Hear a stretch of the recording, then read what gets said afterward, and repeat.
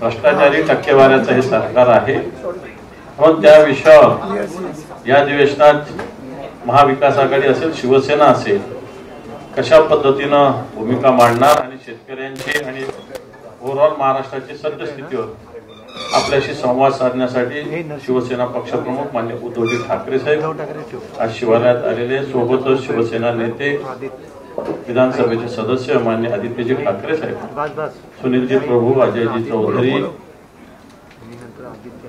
सचिन भाऊ, सर्व आमदार मंडळी आहेत, नितीनजी आहेत, उदयजी आहेत, कैलासजी आहेत, लक्ष्मीताई आहेत, ठाकरेताई आहेत। मी सगळ्यांचं स्वागत करतो आणि माननीय उद्धवजी ठाकरे साहेबांना विनंती करतो की आपण पत्रकारांशी संवाद साधावा।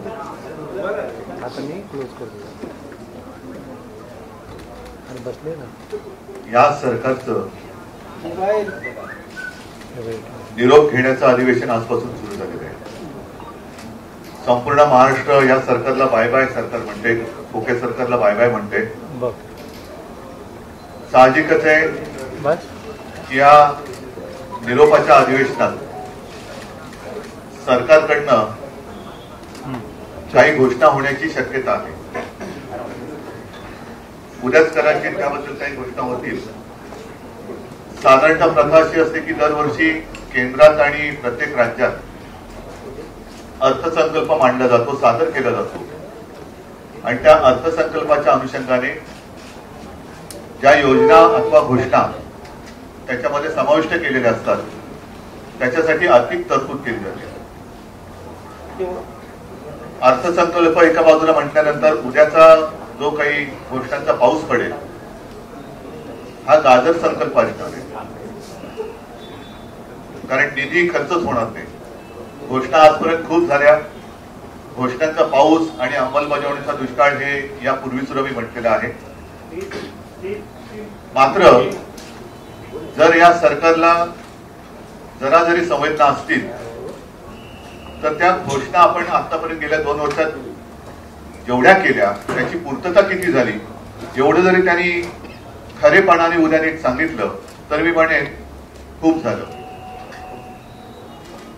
हे सरकार, याला आता काय सरकार म्हणायचं, कारण खोके सरकार तर म्हणतातच, महायुती सरकार म्हणतात, पण एकूणच जर बघितलं तर केंद्र आणि राज्य हे त्यांच्याच भाषेत डबल इंजिन सरकार आपण किंवा ते म्हणत असतील तर ही दोन्ही सरकार महागळती सरकार आहेत। हे लिकेज सरकार आहे, कारण राम मंदिराच्या गाभाऱ्यात सुद्धा लिकेज झालेलं आहे, पेपर फुटी झालेली आहे, पेपर सुद्धा लीक होत आहेत, मंदिर सुद्धा लीक होते आणि ह्यांना लाज लज्जा शरम काही नाहीये। आम्ही काही प्रश्न विचारले किंवा विषय त्यांच्यासमोर मांडले तर ते उलट्या आमच्यावरती आरोप करतात। ठीक आहे, त्याच्यावरती या संपूर्ण अधिवेशन काळामध्ये आमच्याकडनं काही प्रश्न उपस्थित केले जातीलच, जीवाभावाचे प्रश्न महाराष्ट्राच्या जनतेचे उपस्थित केले जातील। मात्र एकूण आत्ताची जी काही परिस्थिती आहे आपल्याच माध्यमातून आम्हालाही कळते, संपूर्ण राज्याला कळते आणि राज्यातले शेतकरी ही परिस्थिती प्रत्यक्ष भोगतायत। ज्या काही बातम्या येत आहेत ही आता गेल्या आठवड्यात टाइम्स ऑफ इंडिया मध्ये आलेली बातमी आहे, त्याच्यात त्यांनी म्हटले की साधारणतः सरासरी जर का आपण बघितलं तर रोज एक शेतकरी फक्त अमरावती जिल्ह्यामध्ये आत्महत्या करतोय। एकूण तुम्हाला सर्वांना आठवत असेल की एक घटनाबाह्य सरकार जेव्हा अस्तित्वात आलं तेव्हा घटनाबाह्य मुख्यमंत्र्यांनी जाहीर केलं होतं की यापुढे राज्यातील एकही शेतकरी आत्महत्या करणार नाही। त्यांच्यापुरतं ठीक आहे, कारण त्यांची पंचतारांकित शेती आहे। असा राज्यात नव्हे देशात दुसरा कोणताही शेतकरी नसेल की तो हेलिकॉप्टरने स्वतःच्या शेतात जातो आणि पंचतारांकित शेती करतो। विशेषतः अमावस्या पौर्णिमेला वेगळं पीक काहीतरी काढतात असं माझ्या कानावर आहे। मात्र शेतकऱ्याची हालत गंभीर आहे। आज सुद्धा अजूनही पावसाने ओढ दिलेली आहे, पाऊस म्हणावा तसा सुरू झालेला नाहीये। महाराष्ट्रात अनेक तालुक्यांमध्ये अनेक गावात आज सुद्धा टँकरने पाणी पुरवठा करावा लागतोय, त्याबद्दल यांना कुठेही संवेदना नाही। एकूण जर का पाहिलं तर ताई म्हणजे जवळपास 6,500 आत्महत्या या गेल्या 2-1 वर्षात झालेल्या आहेत। म्हणजे पुन्हा ढोबळमानाने पाहिलं तर साधारणतः रोज 9 शेतकरी आपलं आयुष्य संपवत आहेत। विदर्भातील शेतकरी असो, मराठवाड्यातील शेतकरी असो, यांचा वाली कोणी राहिलेला नाहीये। जर का आपण बघितलं तर यांनी ज्या काही घोषणा केल्या मी मुद्दाम आकडेवारीच घेऊन आलेलो आहे.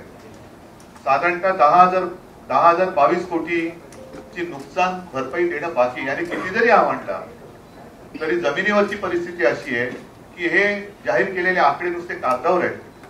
प्रत्यक्ष शेतकऱ्याच्या हातात किंवा त्याच्या खात्यात अजूनही पैसे येणं बाकी आहे. साधारणतः गेल्या 1 जानेवारी पासून आतापर्यंत 1046 शेतकऱ्यांनी आत्महत्या केलेल्या आहेत. ही एकूण जर का परिस्थिती पाहिली, पीक विम्याचे पैसे नीट मिळत नाहीये. आजच मला माहिती मिळाली, नाही ते दुसरं तुम्ही दिलं ना, 1 रुपयात पीक विमा, नाही ते द्या ना खालचं. हा, 1 रुपयात पीक विम्याची घोषणा केली होती, पण शेतकऱ्याच्या खात्यात केवळ 70 रुपये काही काही ठिकाणी जमा झालेले आहेत. अशी म्हणजे सगळे चित्र विचित्र ह्या गोष्टी चाललेल्या आहेत. म्हणून मला आमची मुख्य मागणी उद्याच्या अधिवेशनात ही राहणार आहे की तुमचं आता डबल इंजिन सरकार आलेलं आहे. त्यांच्या सुदैवाने शेपटावरती निभावलं आणि कसे बस एनडीएचं सरकार हे दुर्दैवाने आपल्या देशात परत आलेले आहे. त्यांच्या लेखी असलेली महाशक्ती पुन्हा एकदा तिकडे विराजमान झालेली आहे. तर या डबल इंजिन सरकारने ज्याप्रमाणे मी मुख्यमंत्री झाल्यावरती नागपूरच्या माझ्या पहिल्याच अधिवेशनात कोणी न मागता मी 2 लाखापर्यंतची रक्कम पीक कर्जाची ती मी माफ केली होती, मुक्त केलं होतं. तसं आमची आज जाहीर मागणी आहे की एकूण या तुमच्या थापा आता खूप झाल्या,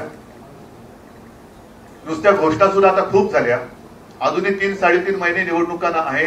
तर तत्काळ शेतकऱ्यांची कर्जमुक्ती जाहीर करून निवडणुकीच्या आत तुम्ही ती अंमलबजावणी करा. कारण नाहीतर आपल्याला हेही माहिती आहे, आम्ही ज्या वेळेला देवेंद्र फडणवीस यांच्यासोबत सरकारमध्ये होतो त्यावेळेला त्यांनी सुद्धा एक कर्जमुक्तीची घोषणा केली होती, जी अद्याप चालू आहे, पूर्णच झाली नाही. आम्ही जी केली होती ती योजना कर्जमुक्तीची तर पूर्ण केलीच. दुर्दैवाने करोनाचं संकट आलं. त्या काळामुळे 50,000 रुपये प्रोत्साहनपर राशी जे नियमित कर्ज परतफेड करणाऱ्या शेतकऱ्यांना आम्हाला द्यायची होती ती आम्ही देऊ शकलो नव्हतो, कारण यांनी गद्दारी करून सरकार पाडलं. पण ती रक्कम याने अडवून ठेवलेली आहे. तर नुसत्या घोषणा करू नका. तुम्ही जर अंमलबजावणी करणार असाल तर माझं म्हणणं की पहिली अंमलबजावणी करा आणि मग निवडणुकीला सामोरे जा. कारण आता या सगळ्या गोष्टी होणार. जसं आता आजच एक बातमी आली की एका कंत्राटदाराने शेतकऱ्यावरतीच बंदूक रोखली. पण तक्रार करायची कोणाकडे? कारण मंत्र्यांना इतर कामं बरीच आहेत, त्यांना या गोष्टीकडे लक्ष द्यायला वेळच नाहीये. आणि असे हे सगळे मंत्रिमंडळात असलेले चेहरे बघितल्यानंतर जनतेचा वाली कोण आहे? जनतेचा वाली कोणी राहिलेलं नाही. आणि म्हणून माझी आणखीन एक मागणी अशी आहे की आता मी असं ऐकलं की ज्याप्रमाणे मध्य प्रदेशमध्ये लाडली बहिणा ही एक योजना आहे, तसं हे सरकार लाडकी बहीण ही काहीतरी एक योजना आणते. माझं म्हणणं आहे जरूर आणा, लाडकी बहीण योजना आणा, पण तुम्ही आता मुली आणि मुलांमध्ये भेदभाव करू नका. लाडका भाऊ म्हणून पण योजना आणा आणि मुलींप्रमाणे मुलांना सुद्धा मदत करा. कारण एकूणच एवढी वाईट परिस्थिती आजपर्यंत महाराष्ट्राच्या नशिबात कधी आली नव्हती. मगाशी अंबादासजी आपण एक मुद्दा सत्ताधारी पक्षाच्या लक्षात आणून दिला की सध्या पोलीस भरती सुरू आहे. पोलीस भरतीसाठी 17,500 जागा असताना जवळपास 17 लाखाच्याही वरती तरुणांनी अर्ज केलेले आहेत. अर्ज केले तर केलेत, मात्र त्यांना ज्या काही सोयी सुविधा राहण्यासाठी, कारण गावागावातनं तरुण येत आहेत. माझ्या देशाचं, माझ्या राज्यातल्या कायदा आणि सुव्यवस्थेचं पालन करण्यासाठी म्हणून, माता भगिनींचं रक्षण करण्यासाठी म्हणून जे तरुण पोलिसात भरती होऊ इच्छितात त्यांना सोयी सुविधा पण बऱ्याच ठिकाणी दिल्या गेलेल्या नाहीये. अनेक ठिकाणी जसं जोगेश्वरी येथे ब्रिज खाली ही मुलं झोपतायत, काही ठिकाणी झाडाखाली झोपतायत, कसलीही काही सुविधा नाहीये. तर मग ह्या सगळ्या गोष्टी जर का बघितल्या तर बेकारी वाढत चाललेली आहे. आणि त्यांना कुठेतरी दिलासा जर देणार असेल तर तुमचं डबल इंजिन सरकार मी पुन्हा म्हणतोय, कारण त्याचे बऱ्याच वाफा तुम्ही आतापर्यंत सोडलेल्या आहेत. तर या गळती सरकारने डबल इंजिन त्यांचं जे केंद्रात बसलेले त्यांची मदत घेऊन एक तर माझ्या राज्यातल्या शेतकऱ्यांना कर्जमुक्त केलंच पाहिजे. दुसरी गोष्ट, लाडकी बहीण जर का योजना तुम्ही आणत असाल तिचं आम्ही स्वागत करतो आहोत, पण लाडका भाऊ सुद्धा योजना आणा आणि त्यांना सुद्धा जसं तुम्ही माझ्या माता भगिनीने लाभ देणार तसं माझ्या भावांना पण द्या. तुम्ही भेदभाव करू नका. कारण महिला आपल्या, आता तो काळ गेला, जुना काळ गेला. आता महिला सुद्धा कर्तृत्ववान झालेल्या आहेत, सक्षम झालेल्या आहेत. आणि त्या सुद्धा जसे करता पुरुष असतो तशा अनेक घरात करती महिला सुद्धा असते. तर महिला आणि पुरुषांमध्ये भेदभाव न करता या योजना दोघांसाठी तुम्ही आणा. अशा अनेक काही गोष्टी आहेत. आतापर्यंत मुलींच्या मोफत शिक्षणाबद्दल जे काही आश्वासन दिलं होतं चंद्रकांत दादांनी, आज मला चॉकलेट देऊन गेले ते. तसेच ते योजनेचं चॉकलेट त्यांनी दिलं होतं जे पोकळ ठरलं. हे आता योजनेची चॉकलेट देऊ नका, कारण लोकांची सहनशक्ती आता जवळपास संपलेली आहे. कालच्या लोकसभेच्या निकालातून त्यांना जरी कळलं नसेल तरी आम्हाला कळलेलं आहे. जनता आता भोळी राहिलेली नाहीये की कोणी यावं आणि गाजर दाखवून आपलं काम करून घ्यायचं. तर या गोष्टी आता जुन्या झालेल्या आहेत. तर ही योजना आणणार असाल तर त्याची अंमलबजावणी उद्या जर का काही घोषणा करणार असाल, जर कर्जमुक्ती करणार असाल, लाडका बहीण लाडकी, लाडकी बहीण लाडका भाऊ, दुसरं लाडकी बहीण आणि लाडका भाऊ ही योजना आणल्यानंतर कृपा करून त्याची अंमलबजावणी सुधीर मुनगंटीवारांकडे देऊ नका. कारण त्यांचं चंद्रपूर मधलं जे काही भयानक हिंटस भाषण होतं ते ऐकल्यानंतर अंगावरती असा शहारा येतो की असे मंत्री आपल्या राज्यात मंत्रिपदावर राहू शकतात. माता भगिनींना शिवीगाळ करणारे मंत्री मंत्रिमंडळात राहू शकतात. माता भगिनींवरती अत्याचार करणाऱ्यांचे आरोप ज्यांच्यावर असे सुद्धा मंत्री राहू शकतात. तर अशा मंत्र्यांकडे त्याची आणि आता 2-3च महिने राहिलेत म्हणा, पण अशा व्यक्तींकडे याची अंमलबजावणीची जबाबदारी देऊ नका. हीच एक माझं सांगणं आहे. दुसऱ्या बऱ्याच गोष्टी आहेत त्या मी तुमच्या प्रश्नाच्या उत्तरामध्ये येतील त्याच्याप्रमाणे सांगेन.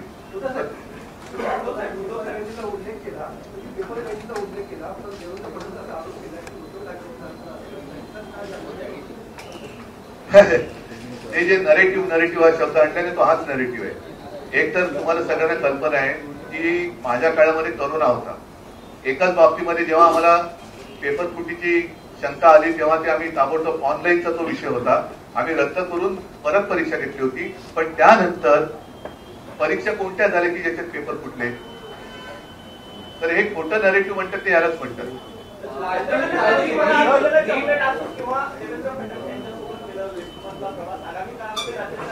आता लिफ्ट मध्ये मी आणि देवेंद्र फडणवीस एकत्र होतो. अनेकांना असं वाटलं असेल ते गाणं ना, नाना करते प्यार, म्हणजे त्यांचा पाटोळ्यांशी काही संबंध नाही. नाना करते प्यार म्हणून तुम्हीच हे कर बैठे असं काही नाहीये. ती एक योगायोगाने झालेली अनौपचारिक भेट होती. आणि म्हटलं तर असं म्हणा, मगाशी पुढे दिनेश बोलले की भिंतीला कान असतात आणि लिफ्टच्या भिंतीला कान नसतात. त्याच्यामुळे तुम्ही एक चांगली सजेशन केली की यापुढे आमच्या गुप्त बैठक आम्ही लिफ्टमध्येच करू.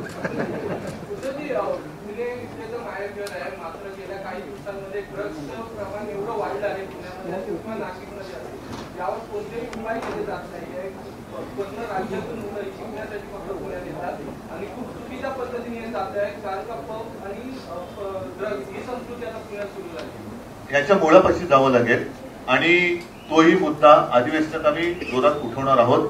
पुण्यामध्ये त्याबद्दल आंदोलन तर आम्ही करतोच आहोत. परंतु सरकार एका सत्तेच्या नशेच्या धुंदीत आहे. त्या धुंदीतनं त्यांना खाली आणावं लागेल. कारण महाराष्ट्र पूर्ण नासवण्याचं काम होतं. हे ड्रग्ज येतात कुठून? मध्ये मध्ये ज्या बातम्या येतात त्या कुठल्या तरी गुजरातच्या एकाच पोर्टवरती हे ड्रग्ज सापडले जातात. माझ्या कानावर असं आलंय, त्याची सत्यता अजून पटवून घ्यायची की मध्ये एखादी कुठली तरी कन्साइनमेंट पकडल्यासारखं दाखवत, पण इतर वेळेला हा कारभार मोकाट असतो. तर हे ड्रग्ज येत आहेत कुठून?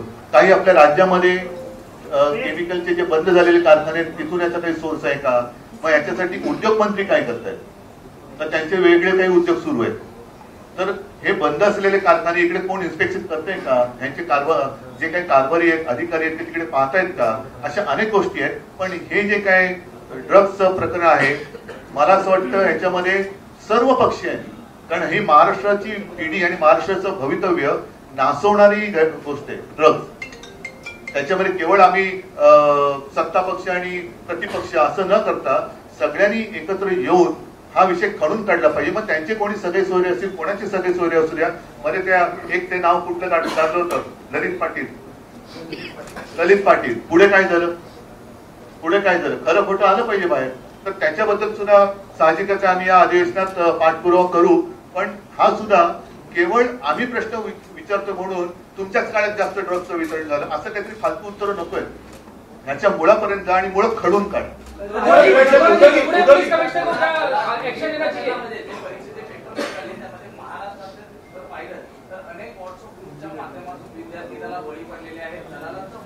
व्हॉट्सअप इंडस्ट्री सगळ्यात मोठी कोणाची आहे? व्हॉट्सअप इंडस्ट्री सगळी इंडस्ट्रीज मी म्हणतो त्याला सगळ्यात मोठी कोणाची आहे? उद्धव जी, क्या पुणे पुलिस कमिश्नर के खिलाफ एक्शन होना चाहिए? होना चाहिए, बिल्कुल होनी चाहिए एक्शन. आणि असे अधिकारी जागेवर राहता कामा नये. जे कर्तव्यात कसूर करतात त्यांना निलंबित केलं गेलंच पाहिजे. मी तर म्हणेन सेवामुक्त केलं पाहिजे.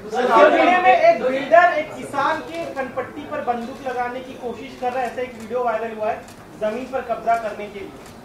उस पर क्या कहना? पुणे में वही तो मैंने बात कही. और हमारे जिन्होंने मुझे चॉकलेट दिया आज, शायद आप भी थे, चश्मेदीद गवाह, तो आप भी थे. तो मैं तो यही कहता हूँ कि उस जिन्होंने दिया चंद्रकांत दादा पाटिल, उनके पास जब शिकायत की गई तो उन्होंने कहा कि आप ही को कहा कि आपके पास ये जानकारी पहले आती है, हमें और सारे काम है. तो और सारे काम कौन से काम आप कर रहे हैं?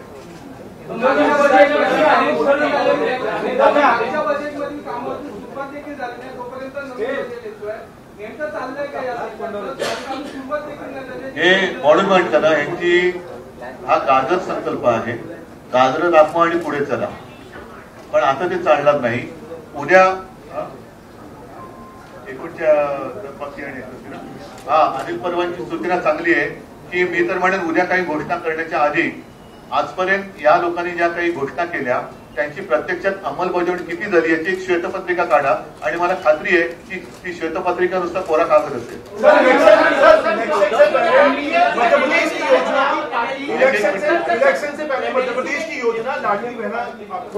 मैंने जैसे कहा कि मध्य प्रदेश में जैसी चल रही है एक योजना लाडली बहना, तो मैं कह रहा हूं कि आप भेद क्यों कर रहे हैं?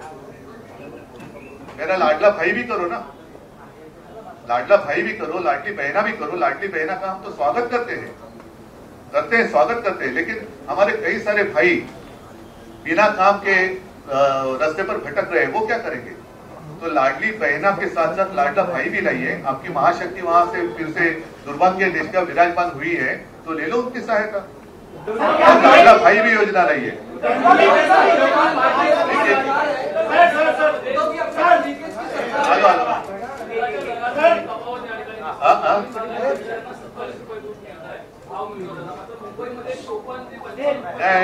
आज मला जी माहिती मिळाली की दुधाची भुकटी सुद्धा ही जवळपास इम्पोर्ट ड्युटी कमी किंवा माफ करून आयात केली जाते. त्याच्यानंतर दुधाची भुकटी पावडर, दूध पावडर ही आयात केली जाते. मी जेव्हा मुख्यमंत्री होतो तेव्हा आपण ती भुकटी ही आपल्या कुपोषित बालकांना मोफत वाटण्याची एक योजना आणली होती. आता ती आयात करावी लागते. आणि इथे तो दुधाचे भाव म्हणजे दूध उत्पादक जे शेतकरी आहेत त्यांच्या पोटावरती पाय हा. जसं कांदा उत्पादकांना तुम्ही निर्यात बंदी केली तसं या शेतकऱ्यांचं दूध किंवा दुधाची पावडर याची काही हे न करता तुम्ही त्यांना आयात शुल्क कमी किंवा रद्द करून याचं कन्फर्म करतो मी. आयातीची परवानगी दिली जाते. त्याच्यानंतर सूर्यफूल आणि मोहरीचं पण जवळपास 3 लाख टन तेल हे आयात शुल्क न लावता हे आपण आणतोय. म्हणजे हे शेतकरी मेले. सरकार आहे कोणाचं? एक तर तुम्ही नुसत्या घोषणा करताय, शेतकऱ्यांना कुठे मदत मिळत नाहीये, विम्याचे पैसे मिळत नाहीयेत. आता काल परवाकडे घटनाबाह्य मुख्यमंत्र्यांनी प्रशासनाला आदेश दिले 5 दिवसात नुकसान भरपाई करा. कोण करणार? पैसे देत आहे कोणालाच नाहीये. उलट पीक विम्याचं सुद्धा मी सांगितलं ना, ते होतं ना पुढे कागद, त्याच्यात दलालाचे फोन येतात त्यांना पैसे तुम्हाला मिळवण्यासाठी. हे सगळं आम्ही आमचं सरकार आल्यानंतर खणून काढणार. एक मिनिट. आपने कहा लीकेज की सरकार है, महाराष्ट्र में भी नीट का मामला जो है सामने आया लातूर में, इसको लेकर क्या रहेगा? नहीं, मैंने कहा ना कि ये तो लीकेज सरकार है, ऊपर भी और नीचे भी. राम मंदिर, रामलला जहाँ इन्होंने विराजमान किया, वहाँ के जो संत है उन्होंने कहा ये बात कि वहाँ भी लीकेज है. तो इनकी सरकार तो लीकेज की सरकार है. और ये कारवार नहीं संभाल सकते, मंदिर नहीं बांध सकते ठीक से, कारवार नहीं संभाल सकते, क्यों हम उनको वोट करें?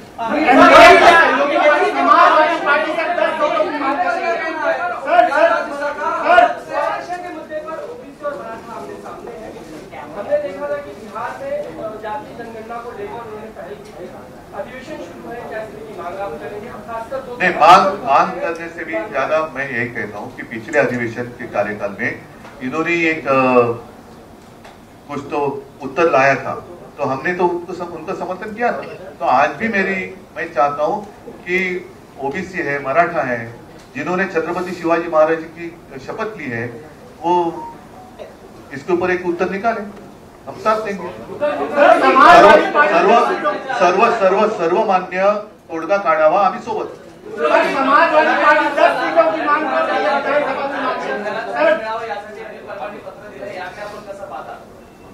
याकडे कसं पाहायचं म्हणजे मिळालंच पाहिजे। मराठी माणसाने रक्त सांडून मिळवलेली मुंबई त्याची हक्काची राजधानी आहे आणि या मुंबईमध्ये हे यांच्याकडे मोठे मोठे बिल्डर आहेत, यांचे पालकमंत्री सुद्धा बिल्डर आहेत, त्यांनी सुरू करावं। लोढा टॉवर मध्ये 50% मराठी माणसांना द्या। कारपोरेशन में आके बैठते हैं आप, तो आपके टॉवर में दे दो ना 50% मराठी लोग रहेंगे। त्या कारण हे केलं नाही तर आम्ही असताना मराठी भाषा सक्तीची केली ना, दुकान आणि सगळ्यांचे बोर्ड हे मराठीमध्ये केले ना। आता गिरणी कामगारांना सुद्धा घर देण्यासाठी आम्ही आग्रही होतो, काही वेळेला केला, आजही आमचा आग्रह आहे। पण आमचं सरकार यांनी गद्दारी करून पाडलं नसतं तर आम्ही मराठी माणसाला मुंबईमध्ये 50% घर प्रत्येकाला कंपल्सरी केलंच असतं आणि या पुढे सरकार आलं होती सुद्धा आम्ही करूच।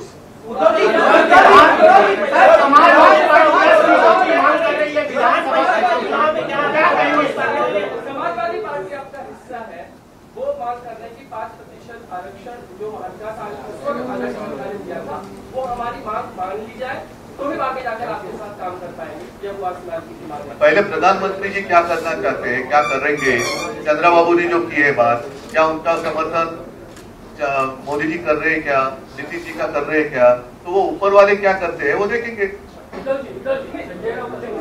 आगामी विधानसभा निवडणुकांच्या पार्श्वभूमीवर महाविकास आघाडी मुख्यमंत्री पदाचा चेहरा जाहीर केला पाहिजे। मुख्यमंत्री पदाचा चेहरा जाहीर करणं सामोरं जाणं माझं पहिलं मत असं आहे, लोकसभेला उद्धव ठाकरे यांनी जे काम केलेलं आहे ते महाराष्ट्राने पाहिले। बरोबर आहे। पहिला प्रथम महायुतीमध्ये त्यांच्या अपयशाच्या धन्याचा चेहरा समोर येऊ द्या, कारण ते एकमेकाकडे बोटं दाखवते, तुमच्यामुळे आम्ही पडलो, त्यांच्यावर 2 चेहरे येऊ द्या। आमचा महाविकास आघाडीचा चेहरा योग्य वेळेला आम्ही आणू आणि आमच्या महाविकास आघाडीचा चेहरा हा माझा महाराष्ट्र आहे। त्याच्यामुळे पहिलं मी मला वाटतं आमच्या वर्धापन दिनाच्या भाषणात बोललो, वाजवले ना 12 आता जाऊ द्या ना घरी।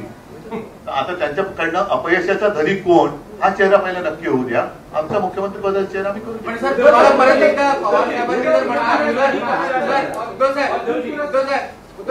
पवार साहेबांनी परत एकदा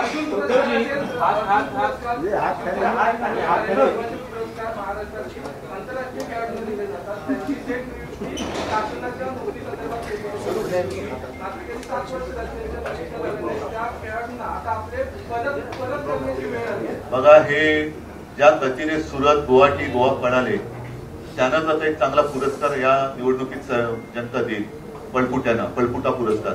आणि त्याच्यानंतर हे त्यांच्या हक्काचे जे कर्तृत्वाचे पुरस्कार आहेत ते आमचं महाविकास आघाडीचं सरकार आल्यानंतर आम्ही जरूर त्यांचा आदर मानतो। विधान परिषद के चुनाव में कैंडिडेट उतारने वाले हैं, विधान परिषद के चुनाव में कैंडिडेट उतारने वाले आप विधान परिषद के चुनाव में हो उतरवणार ना, कारण 11 जागा आहेत। आम्ही तिन्ही पक्ष, शिवसेनेचा एक येऊ शकतो, एनसीपीने जर नीट गणित मांडलं तर एनसीपीचा एक शकतो आणि काँग्रेसचा एक येतो। त्याच्यामुळे तिन्ही पक्ष जर का आपापली मतं आमची तर ठाम आहेतच आणि वरची कॅल्क्युलेशन ही काही सांगण्याची नसतात। त्याच्यामुळे तिन्ही पक्षांचा एक आमदार येऊ शकतो। जयंत पाटील जर का एनसीपी त्यांच्याकडनं देत असेल तर जयंत पाटील पण निवडून येऊ शकतात, शिवसेनेचे एक येऊ शकतो आणि काँग्रेसचे एक। 16 मतं आहेत, एनसीपीकडे 13 आहेत आणि काँग्रेसकडे 43 आहेत। आता या सगळ्या गोष्टी मी आता उघड करून सांगितल्या तर निवडणूक कशी लढू मी म्हणून मी सांगितलं की गणित आमचं पक्का आहे। 11 जागांमध्ये एक काँग्रेसचा येतो, एक शिवसेनेचा येतो आणि एक राष्ट्रवादीचा पण येतो। आता बिनविरोध आता आम्ही लढतोय आणि 11ची जेव्हा आम्ही 3 एकेकाची खात्री घेतोय त्यावेळेला साहजिकच आहे त्यांची मतं कशी सांभाळायची त्यांच्यासमोर प्रश्न आहे, कारण सगळे आता या लोकसभा निवडणुकीनंतर हालचाली बऱ्याच सुरू झालेल्या आहेत. पण चला शिवसेनेचा उद्धवजी ठीक आहे. एक सवाल ये है कि पवार साहब ने एक आपको सामने एक हा?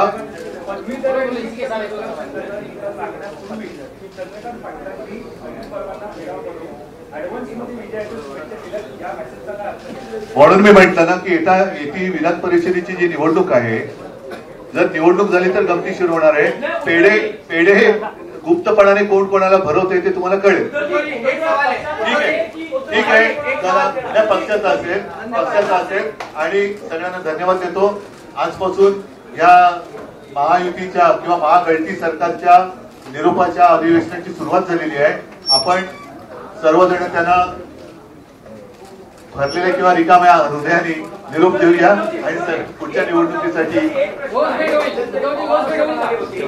जे आमदार त्यांचे सोडून गेलेले आहेत, जिथे सहकार्य परत घेण्यासंदर्भात विचार होईल, पक्षात चर्चा होईल. ज्यांची आवश्यकता आहे अशांना पुन्हा पक्षात घेतलं जाईल. पण तो त्यांच्या पक्षांतर्गत प्रश्न मी काय करणार? नाही पवार साहेबांनी त्यांच्या पक्षांतर्गत त्यांच्या पक्षाचा विचार मांडले. माझ्या पक्षाचा मला मी मांडलेला आहे आणि या पुढे सुद्धा मांडले. तर सगळ्यांना धन्यवाद. हा, जय हिंद, जय महाराष्ट्र. उद्धव ठाकरे यांची सुरू असलेली पत्रकार परिषद आणि तिचं आपण थेट प्रक्षेपण पाहिलं. एबीपी माझाच्या बातमीची उद्धव ठाकरेंनी दखल घेतलेली आहे. शेतकऱ्यांना 70 ते 75 रुपये पीक विमा मिळतो हे देखील पाहिलं असल्याचं त्यांनी सांगितलं. तर दुसरीकडे शेतकऱ्यांची दयनीय अवस्था असल्याचं देखील ठाकरे म्हणाले. एबीपी माझा, उघडा डोळे बघा नीट.